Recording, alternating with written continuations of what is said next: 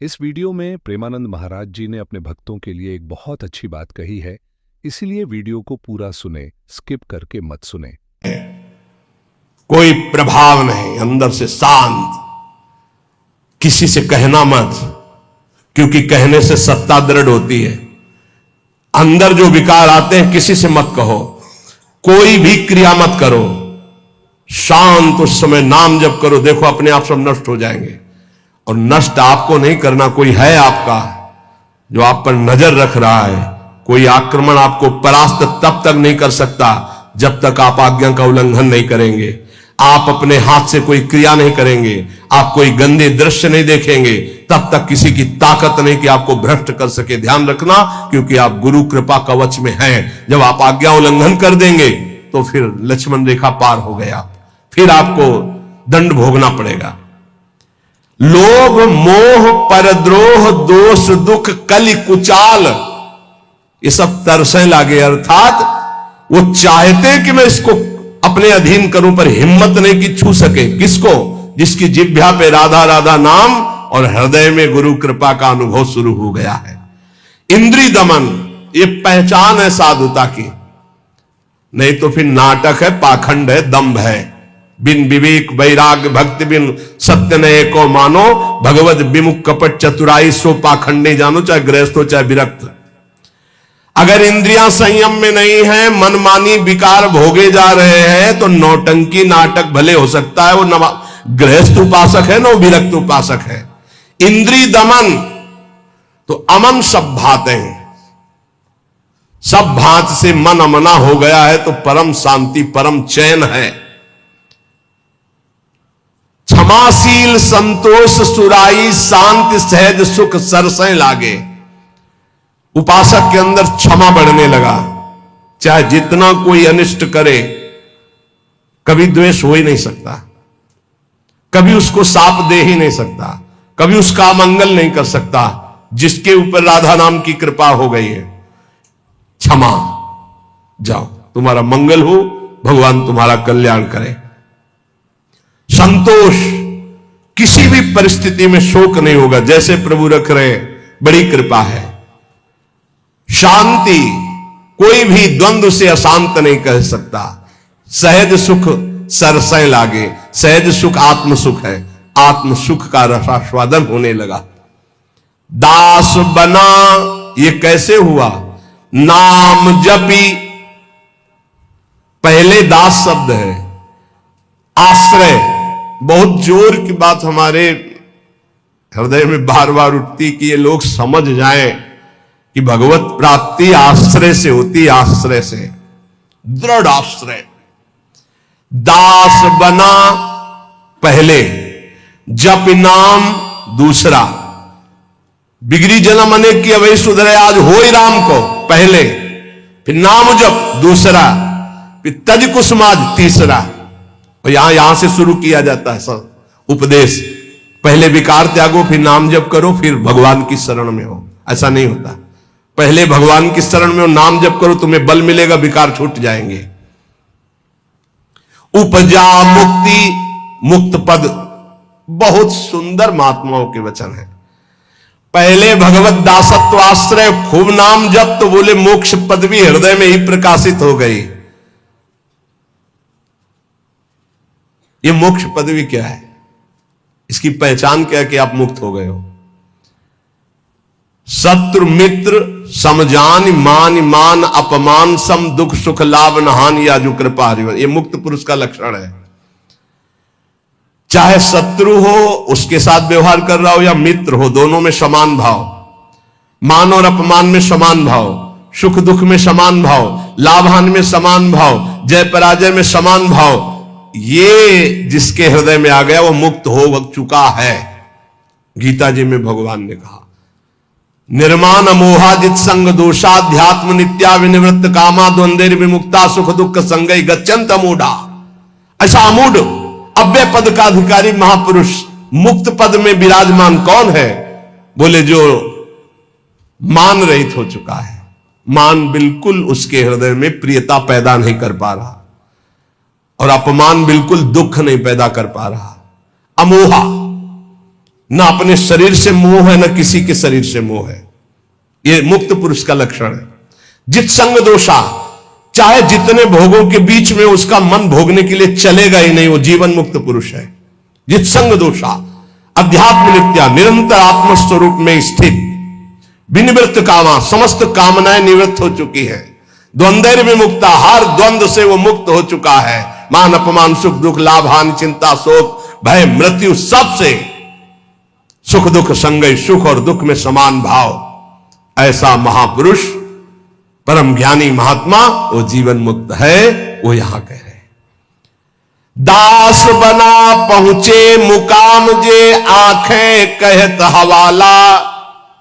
साधु की पहचान चिकने गाल से नहीं, साधु की पहचान उसके नेत्र से होती है, सिर्फ नेत्र से।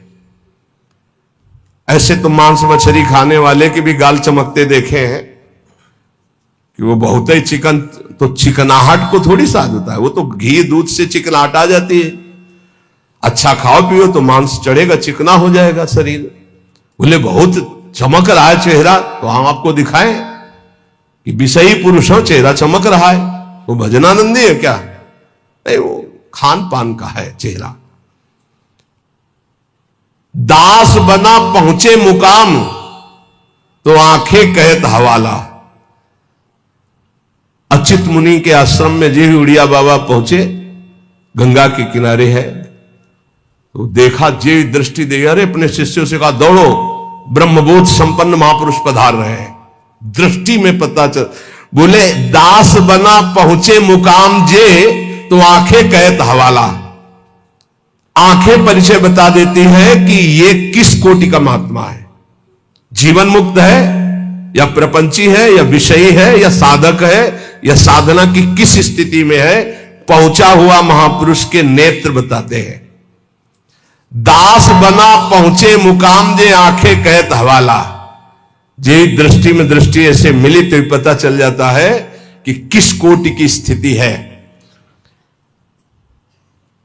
अब बता रहे हैं कि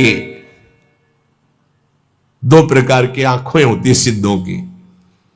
एक होती है जो ज्ञान सिद्ध होता है, करुणा और मैत्री, ये दो आंखों में नहीं होंगी।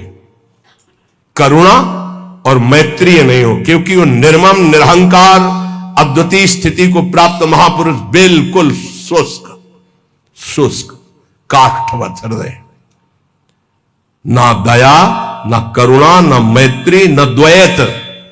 जब अपने सिवा है नहीं कोई, तो आप उनकी दृष्टि में देखोगे तो ना हिलन ना डुलन, और नेत्र के आसपास की सारी पुतली साफ एकदम श्वेत, वो ब्रह्माकार वृत्ति के नेत्र होते हैं।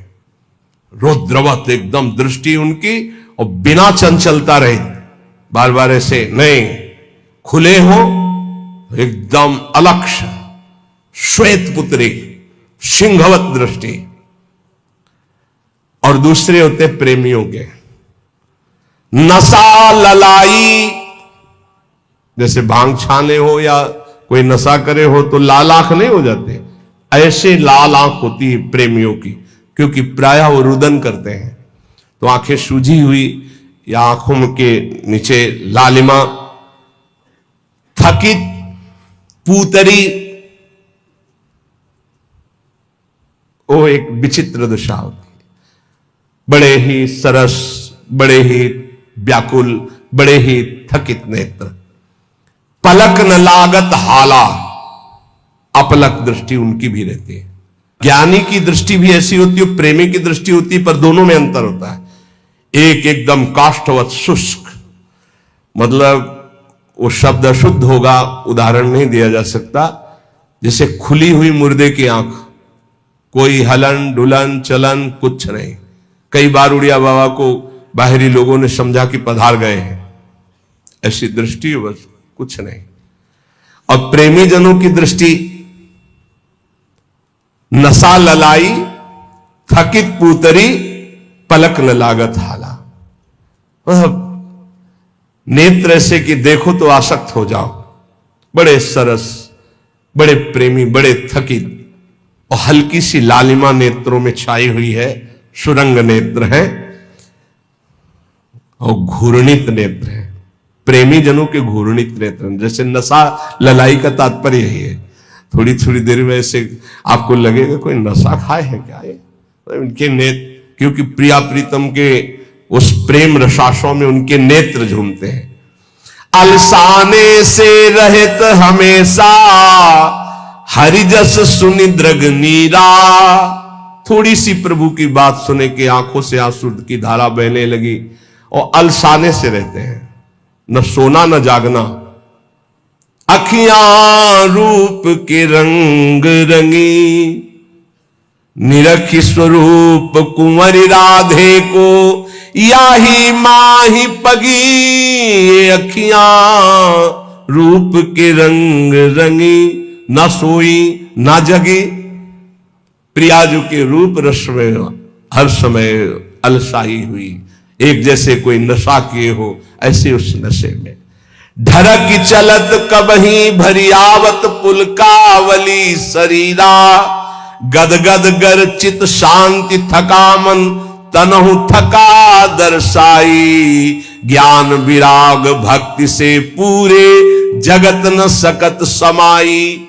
ऐसे प्रेमी जनों के नेत्र जहां जगत का प्रवेश ही नहीं है, हृदय कंठ गदगद हो जाता है, चित्त शांत है, मन अचंचल है, तन एकदम थकित शिथिल भाव में डूबे हुए। बोले ऐसे जो महापुरुष होते हैं तो दास बना पहुंचे मुकाम जे आंखें करत हवाला। ऐसों के नेत्र बताते हैं कि मुकाम में पहुंचे हुए ये जन है। श्री भगवान जगत गुरु श्री कृष्णचंद्र जी कह रहे हैं जो पहुंचे हुए महापुरुष है वो शरीर को अपने वश में किए होते हैं। यही सबसे बड़ी चूक हो रही है। ये बहुत बड़ी चूक है जो हमारी निंदा का कारण बनती है। हम संतों की या भक्तों की जो निंदा का कारण बनता है वो ये नाशवान दुष्ट नीच शरीर है। इसको जब तक मैं माना जाएगा ये नीच आचरण कराता ही रहेगा, गुरुजनों की, आचार्यों की, भगवान की निंदा करवाता रहेगा। एक शरीर से गलती होने पर समस्त साधुओं की तरफ लोगों की दृष्टि अश्रद्धा से हो जाती है।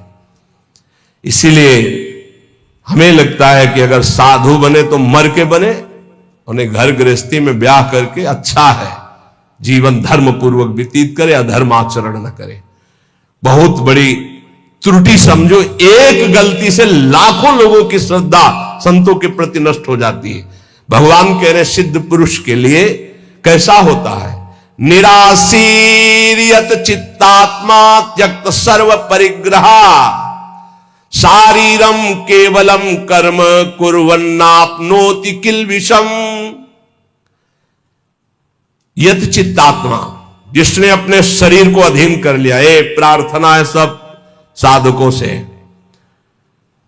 कोई ऐसी चेष्टा मत करना जिससे भेष को गाली मिले। हमारा गति हो या दुर्गति हो तो ठाकुर जी जाने। कभी ऐसी जगह न खड़े होना, कभी ऐसी चेष्टा मत करना, कभी ऐसा संग मत करना।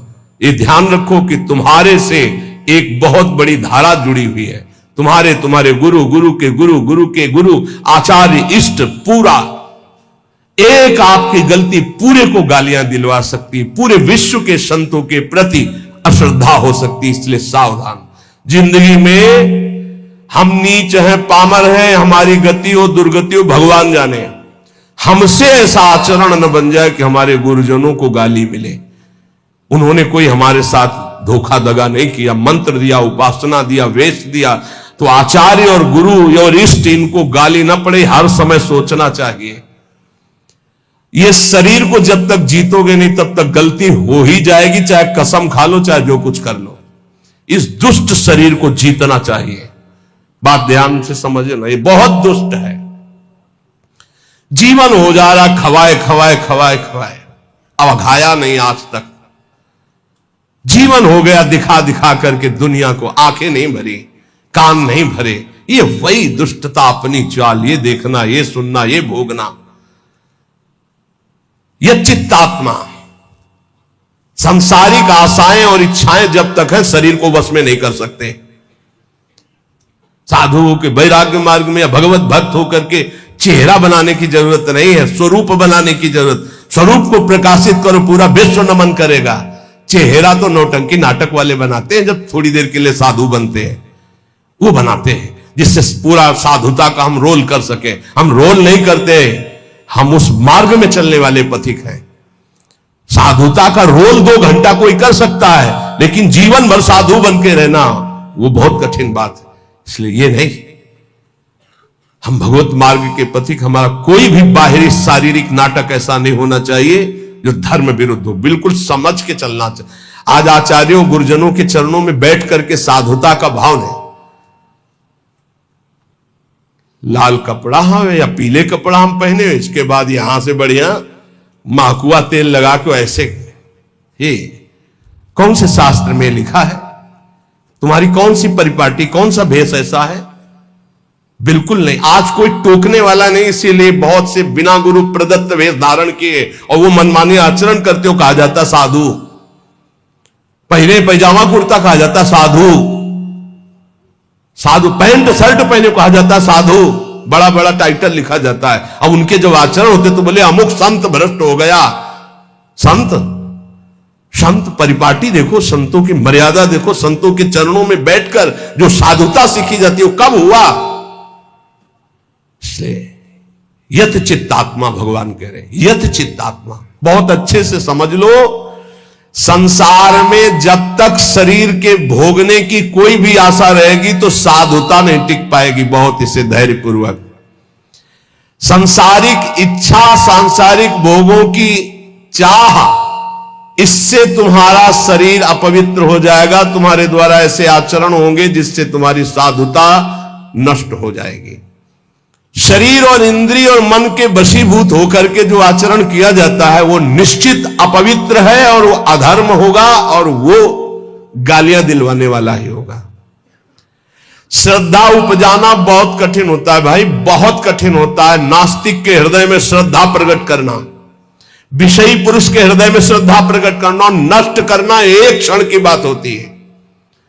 जन्म जन्मांतरों की सुकृत एकत्रित होने पर श्रद्धा होती है और एक चेष्टा पूरी लाखों की श्रद्धा नष्ट कर देगी। लाखों का मंगल करने का पाप लगेगा उसको और वो दुर्गति को प्राप्त होगा। इसलिए साधु वेश में बहुत होश में, ये कोई खिलवाड़ नहीं है। ऐसे लोग करते तो खिलवाड़ नहीं, सारी जिम्मेवारी है आपकी। ऐसे कर दिया तो जिम्मेवारी उनकी श्रद्धा की रक्षा करना तुम्हारा कर्तव्य बन गया। उनके कल्याण की तरफ तुम्हारी दृष्टि जानी चाहिए। ऐसा कोई ये नहीं कि तुम स्वामी बन गए तो जो मनावे सो आचरण करो, ऐसा नहीं है। शरीर इंद्रियां अंतःकरण सिद्ध पुरुष के वश में होता है। साधक को चाहिए कि इनके वश में होकर कोई कार्य ना करे। तुम अकेले नहीं हो, तुम्हारे साथ बहुतों की निंदा होगी या बहुतों की प्रशंसा होगी। यह बात ध्यान रखना है। केवल अपना जीवन होता तो कोई बात नहीं है, गलती हो गई, त्रुटि हो गई या पिट गए या जो भी हो गया सब हो गया। आज तुम नहीं हो, तुम्हारे साथ बहुत जुड़े हुए हैं, तुम्हारे गुरु, तुम्हारे आचार्य, तुम्हारे इष्ट और लाखों श्रद्धा।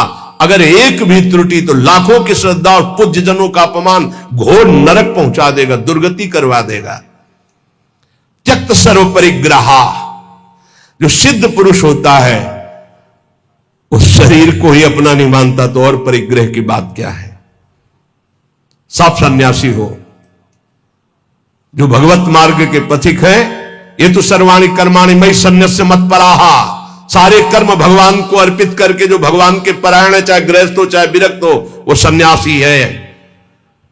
जो मन का निसंकल्प और वाणी का मौन दंड और शरीर का निष्कर्म संयम पूर्वक, अगर ये दंड नहीं तो किस बात का सन्यासी। भगवान ने एकादश स्कंद में कहा है, वाणी का मौन, मन का निसंकल्प और शरीर का निष्क्रिय, ये सन्यास धर्म का स्वरूप है।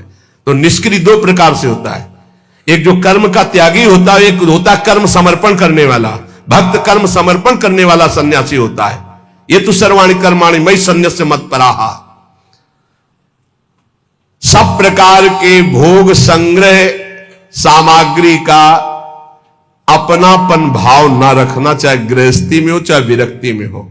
गृहस्थी में तो नाथ सकल संपदा तुम्हारी, मैं सेवक समेत सुतनारी। विरक्ति में तो जो हमारे पास मिला है वो साधु सेवा, भगवत सेवा के लिए मिला हुआ भगवत प्रदत्त वस्तु है, अपना अधिकार नहीं, अपने नौकर हैं, सेवक हैं, सिर्फ